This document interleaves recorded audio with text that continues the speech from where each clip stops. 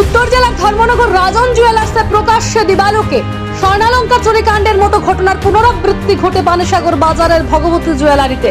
পরে পুরো ঘটনাটি সিসি ক্যামেরার ফুটেজে দেখে পুলিশের দ্বারস্থ হলেন দোকান মালিক। ঘটনার বিবরণে প্রকাশ, গত 6 এপ্রিল দুপুরে 1:51 নাগাদ পানিসাগর বাজারস্থিত ভগবতী জুয়েলারি নামক রেডিমেড স্বর্ণের দোকানে ক্রেতা সেজে এক চোর বেশ কিছু স্বর্ণালঙ্কার হাতিয়ে বিশেষ বাহানায় গা ঢাকা দিতে সক্ষম হয়, কিন্তু এতদিন বিষয়টি জুয়েলারি মালিকের নজরে পড়েনি। বর্তমান চৈত্র মাসে দোকানের পুরনো স্টক মেলাতে গিয়ে বিষয়টি নজরে পড়ে মালিক পক্ষে।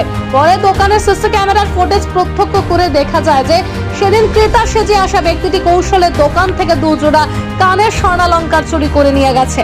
এ মর্মে আজ পানিসাগর থানায় অজ্ঞাত পরিচয়হীন চোরের বিরুদ্ধে মামলা রুজু করেন উক্ত দোকান মালিক। এবার দেখার বিষয় পুলিশি তদন্তে সিসি ক্যামেরার ফুটেজ দেখে উক্ত চোরকে পাকড়াও করা যায় কিনা। কদমতলা থেকে ভানুচন্দ্রের রিপোর্ট।